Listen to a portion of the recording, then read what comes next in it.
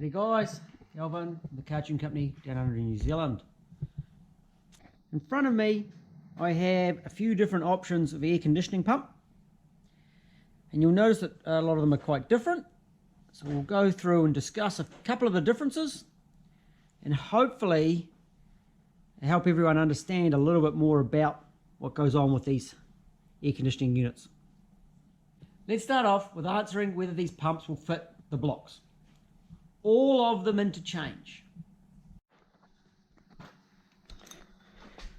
So onto the block itself, the pump bolts on onto that mounting point on the block, and these two mounting points either on a fan idler unit or the hydraulic fan, depending on what model it is.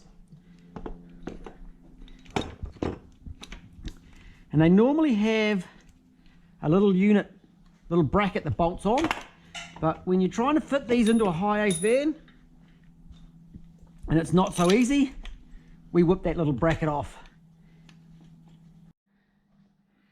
And trying to fit them into high ace vans is not always so much fun. So all of the pumps bolt onto these blocks and will fit. The pulleys line up, all fit perfectly fine. And that's because Toyota went and made the general layout of all the blocks very, very similar. Whether it's a 1UZ or a 3UZ, VVTi, non-VVTi, all of the pumps have this bolt hole at the back and these two bolt holes further up. Let's flip that over. There we go.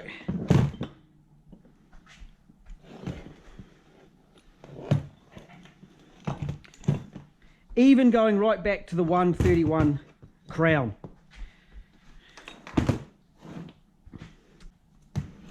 On the pumps, on all the early pumps and the later pumps, they have a speed sensor. So either it's mounted on the back or it's mounted on the side. That's just a turbine speed sensor. We'll pop that and have a quick look.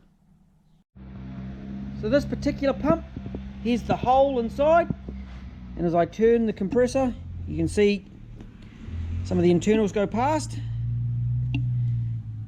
It runs past this little speed sensor that picks up and sends information to the factory air conditioning unit. Now we're doing a conversion, so we're not running that. So we just cut the wires off. And we had a different pump fitted up. So on the particular job that we're working on, we had this pump fitted up, and the holes here are the same. However, this one has got the smaller studs, the 6mm, and the fittings that we have for the particular vehicle we're working on has the bigger 8mm studs. They also changed the position of the dowels in the top of the pump.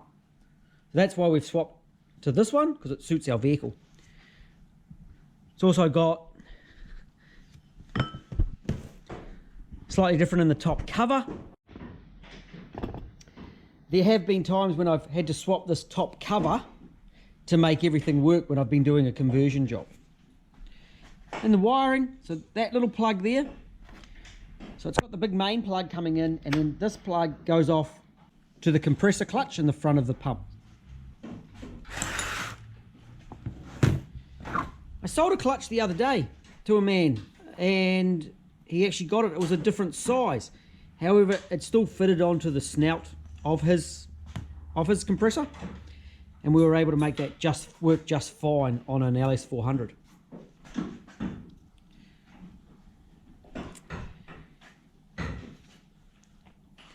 Now we also have these pumps here, which are different.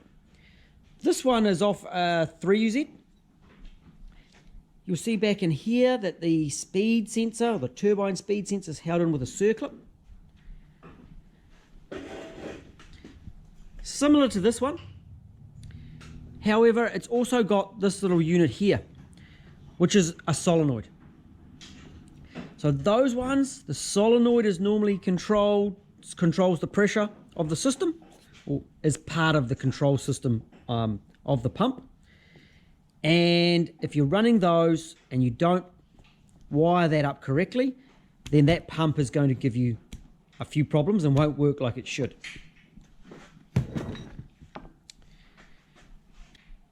Because of that extra solenoid, we have an extra plug on the top as well. And you'll notice that the top inlet outlet fittings are quite different on this pump. We're going in through the back of the pump and out through the top here. So the pressure lines are quite different.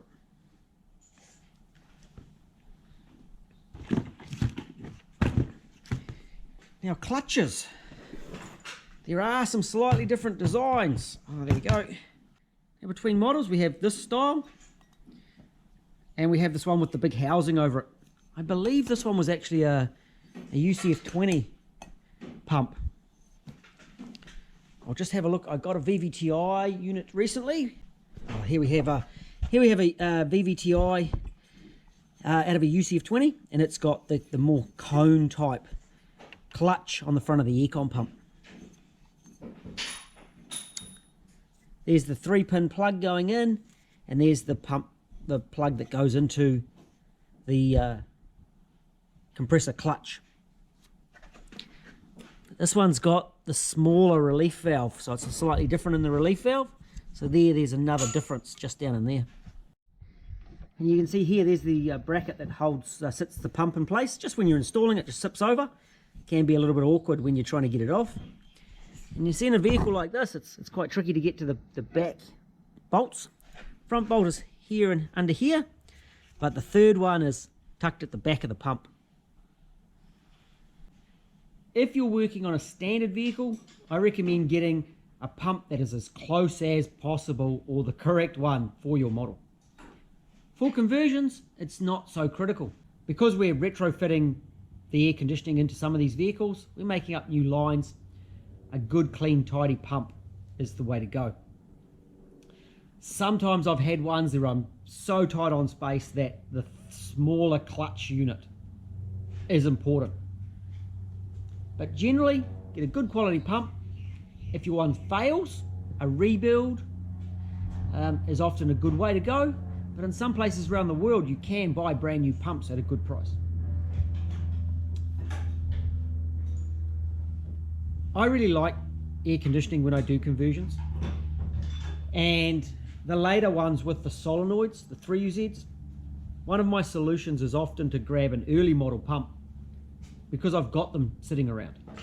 And I often don't know what models they come off because they just sort of go in a box or go in my storage and I get them out as needed.